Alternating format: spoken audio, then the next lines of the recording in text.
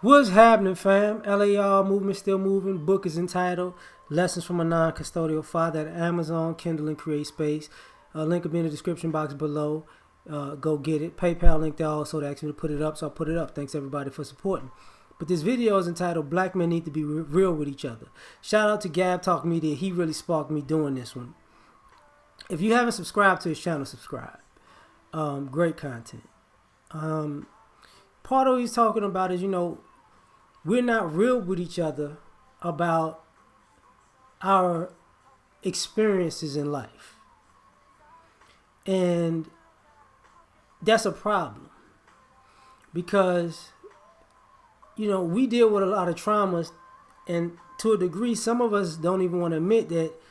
I think brothers deal with trauma so consecutively that we forget to talk to other brothers going through situations and guide them through.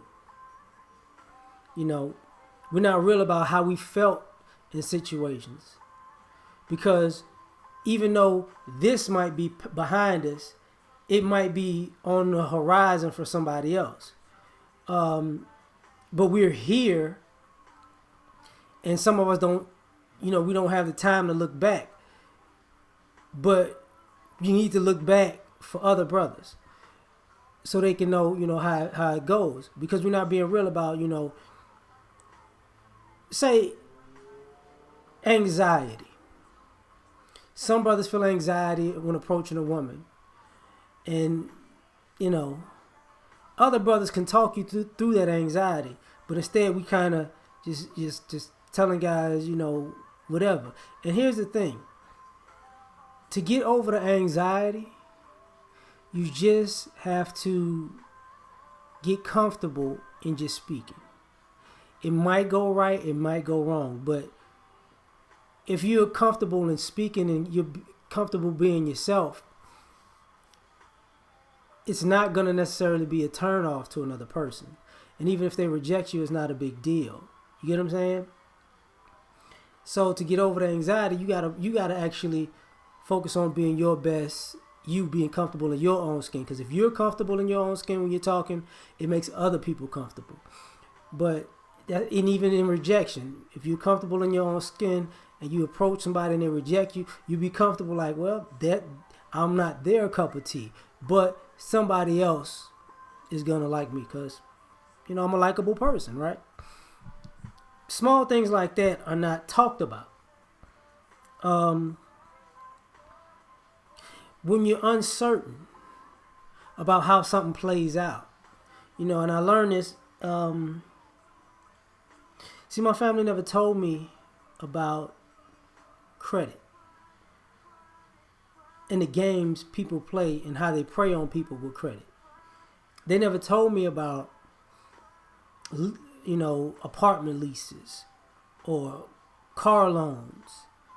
And that's a problem because even though it's for some people it's just a minor thing to go through, it'll be wise for you to tell a person, okay, what's your credit score?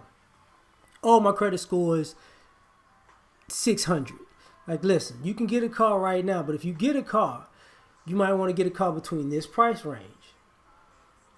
Why? Because your credit score is gonna, make the payments for in this price range, instead of there be this, there this. Because what they advertise at a certain credit score. That's not yours. So since you're lower than that, they're gonna charge you higher. So you got to go down some.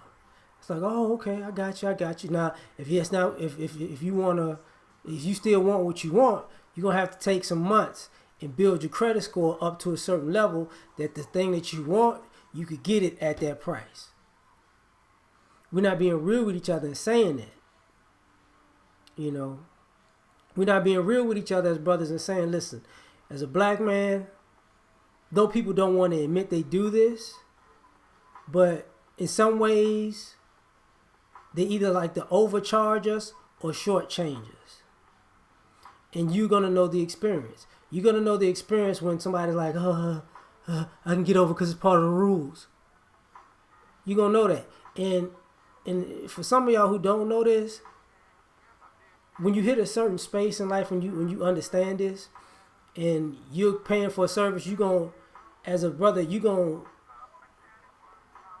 when you looking for a service, you gonna automatically know that they might overcharge you, so you gonna factor that in. So when they do it, I got you. I knew y'all do this. What are you talking about? Yeah, short change. Same thing with short changing. Um, you know, realize that even if you pay for a service and you overpay for a service, because some people are like that, they're gonna shortchange you on that service because of their inner hatred for blackness. You know, and there's gonna be a certain anger involved. You want to tear somebody out the frame, and this is what they're looking for. Oh my God, I don't know what I did to the guy. I was just doing my job. So understand that. You know, when I got a car in college, and I didn't drive it when it was in Louisiana. It was in Texas. Took it to get checked. They pulled the plug out of the bottom of the radiator, and it was like, seems like you're gonna need a new radiator because it's leaking. Not knowing that it was checked before, you know, it when it went from Texas to Louisiana, they checked it before, got it checked, and then when it got there, they just making sure. And one of the other mechanics with the other place like, the reason why it's overheating because they pulled the plug out because they was trying to make extra money and telling you it was shot. But that's when you go from, you know, dealing with the other man to a brother man, right?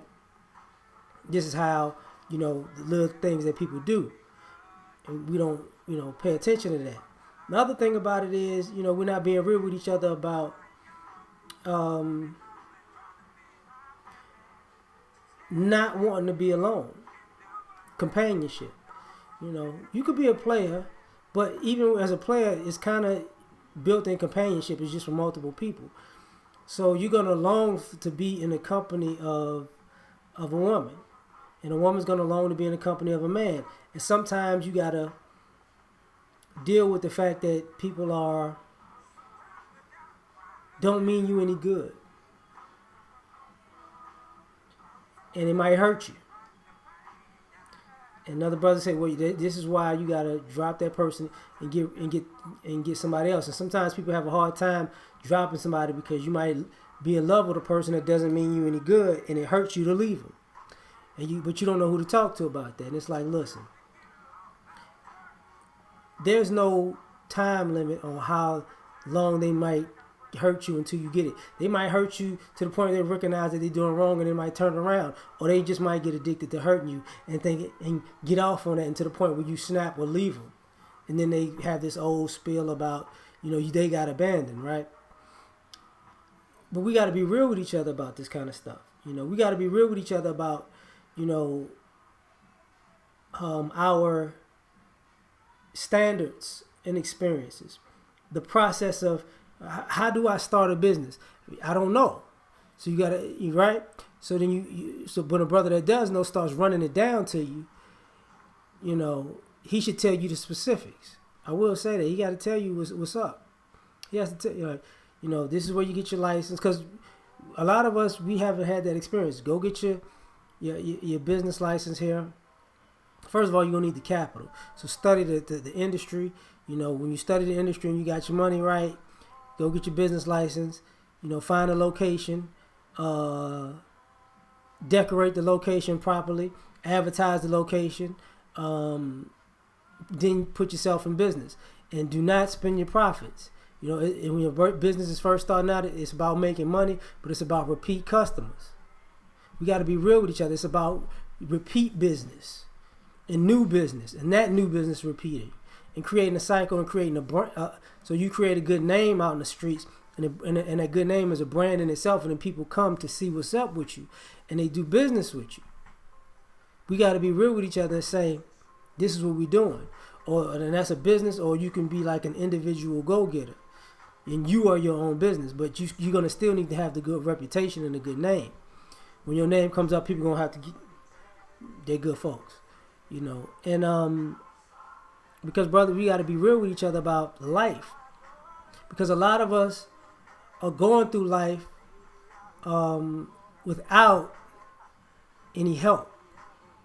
And nobody's trying to help us. And it's frustrating because certain people, you know, they say God helps those who help themselves. And that's true.